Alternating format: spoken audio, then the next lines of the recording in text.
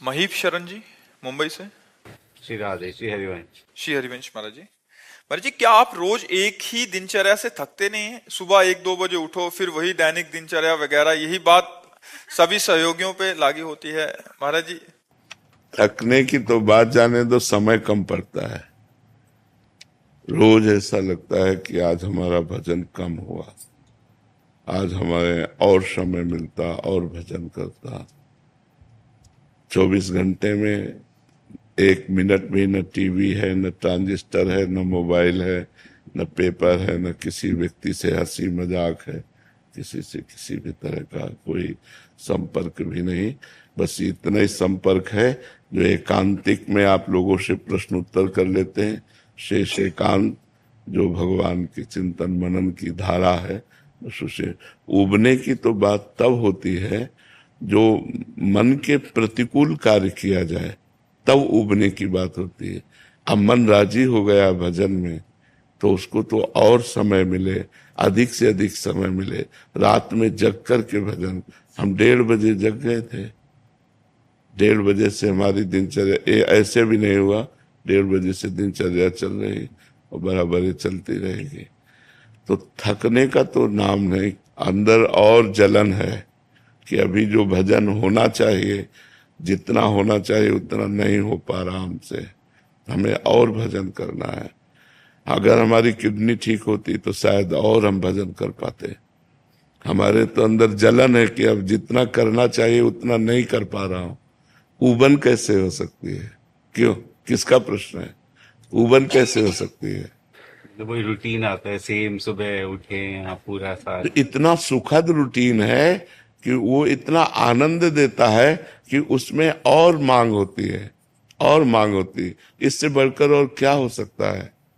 सोचो, उबन तो तब हो जब संसारिकता हो। हमारे प्रभु नवम नवम, हमारे प्रभु की बात नवम नवम, हमारे प्रभु का नाम नवम नवम, हमारे प्रभु की लीला नवम नवम, हमारे प्रभु की साधना का आनंद नवम नवम।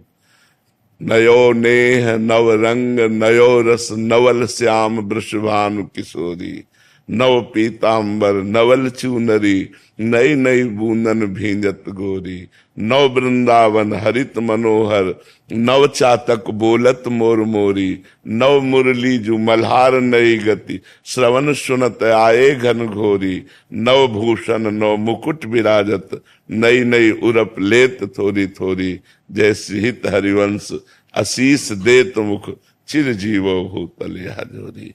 सब कुछ हमारे प्रभु का नया है। पुराना हो तो जी उबे, नाम नया नया लगता है, रूप नया नया लगता है, सब नवम नवम है। पुराना हो ना तो ये लगे यार बार बार रिपीट कर रहे हैं, वही थकान लगे। मुझे थकान नहीं, मुझे और नशा चढ़ता है, और जपूं और देखूं और गाऊं और रटूं और जगूं और रोऊं, ऐसा लगता है।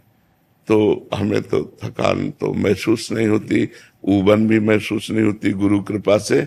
बस यही लगता है कि और भूख लग रही है, और भजन की भूख लग रही है, और प्रभु के लीला गायन की, प्रभु के लीला चिंतन की। तो इसमें उबन तो है जी, संसारिक दृष्टिकोण से तो ये सब, क्योंकि हम नया नया चीज देखना चाहते हैं। जैसे आप पूरे साल यही पीला ही डालना है अब तो लाल डाल सकते हैं, पीला डाल सकते हैं, काला डाल सकते हैं, तो यही तिलक लगाना है, उतना ही करना है श्रृंगार भी प्रभु का। तो इसमें उबन नहीं होती महाराज जी? नहीं, बिल्कुल नहीं होती। अच्छा, और क्या, चलो आज अमेरिका घूमने चलते हैं, आज बेंगलोर चलते हैं, पूरा साल 6 महीने वृंदावन में इसी कुटिया में रहना। हाँ, नहीं, उबन नहीं होती। ये कुटिया तो बहुत बड़ी, हमको तो रसोई जितना भी मिल जाए तो एकांत में समय व्यतीत करने, बस चुपचाप निरंतर चित्त को प्रभु में जब लगा देते हैं ना, तो सब बाहरी बातें अच्छी नहीं लगती। तो अब वो चीज जो बचपन से मिटाने में लगे थे, गुरु कृपा से वो चीज मिट गई है, तो अब ये सब कुछ अच्छा नहीं लगता। महाराज जी, कल हम एक पद पढ़ रहे थे, आपकी यही स्थिति का वर्णन भोरी सखी जी लिख रही हैं। ऐसो दुख दीजे ही माही, बिनु पद कंज छटा दृग देखें, को सुहावे नाही। नाम रटें दृग ढारें आंसू, छिन छिन अति अकुलाहें, काहू सो मिलिवो ना सुहावे बातन सो घबराही, हाँ बस्ती छोड़ी एकांत बैठी वो, जग सब शून्य दिखाही, हाँ। होरी ऐसे दुख बिनु प्यारी, जीवन जन्म बिठाई। बिल्कुल। महापुरुषों की महाराज जी ऐसी स्थिति हो जाती है, बहुत सारे पद, बहुत सारे ऐसे विरह कि किसी कुछ अच्छा ना लगे, मतलब ये संसार अच्छा ना लगे, कहीं बस कोने में बैठ के रोती रहूं बस। समझ में आ रहा है आपको? और महाराज जी एक इनका प्रश्न है कि महाराज जी इतनी आपको साधना करते हुए समय हो गया है और कुछ ऐसे दिन नहीं आए जिसमें आपको लगा कि चलो अभी घर चलते हैं वापस? कभी नहीं, गुरु कृपा से कभी नहीं। एक एक सप्ताह भोजन नहीं मिला, गर्मी सर्दी बरसात ऐसे ही सहे हैं। कभी स्वेटर नहीं मिला, कभी कंबल नहीं मिला, गंगा के किनारे भ्रमण करते रहे। आज के मतलब 27 वर्ष पहले, 27 साल तो वृंदावन रहते हो गए। ये अभी जो सुविधा देख रहे हो 10-12 वर्ष की है। ये पूरा जीवन कष्ट में, पर भगवान की कृपा से कभी एक दिन भी ऐसा नहीं आया चलो घर चलते हैं। जिस दिन से घर से निकले आज तक घर नहीं गए। जिस दिन से घर की रसोई में भोजन पाकर त्यागा, आज तक कभी किसी के घर की रसोई में भोजन नहीं किया। अब यहाँ वृंदावन में थोड़ा नियम शिथिल हो गया, शरीर रोग ग्रसित है तो यहाँ बन जाता है, कोई बना के दे दिया तो ऐसे नहीं। माधुकरी के सिवा और आकाश वृत्ति जो हमारे सामने परमात्मा भेज दे वही हम खाएंगे, अन्यथा नहीं खाएंगे, किसी से मांगेंगे नहीं। बहुत आनंद का विषय है। चूंकि अब आप लोग ऐसे संसार में लगे हो तो वहां से देखने पे लगता है कि यार हाँ ऐसा दुख को हमने अपना साथी चुना है, अपना मित्र चुना है। तो सुख की अगर चाह होती तो दुख से ऊब कर घर भाग जाने की बात होती।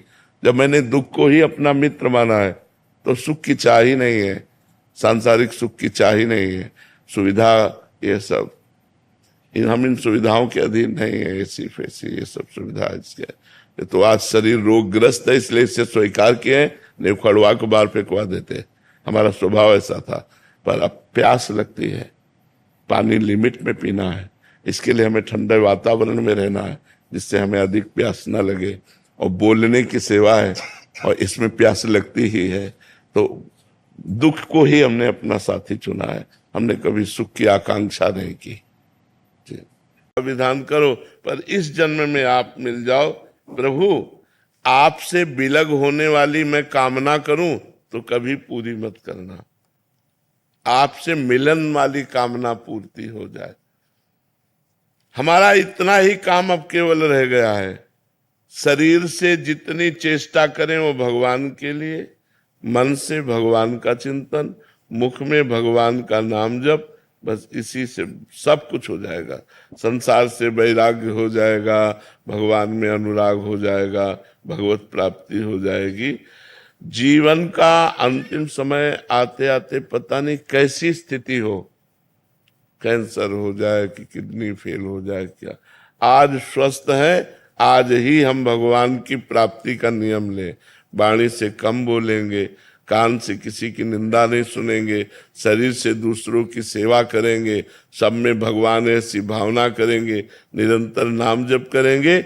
इसी से हमें भगवत प्राप्ति, भगवत प्रेम और मोक्ष जो चाहेंगे वो प्राप्त हो जाएगा जी। जिसका भगवान नाम जप होता है, शरीर के द्वारा जिसकी भगवत सेवा होती है, वो निश्चित भगवत प्राप्त हो जाता है। आसक्ति, कामना, ममता और अहंकार, इसी से पाप और दुख बनते हैं।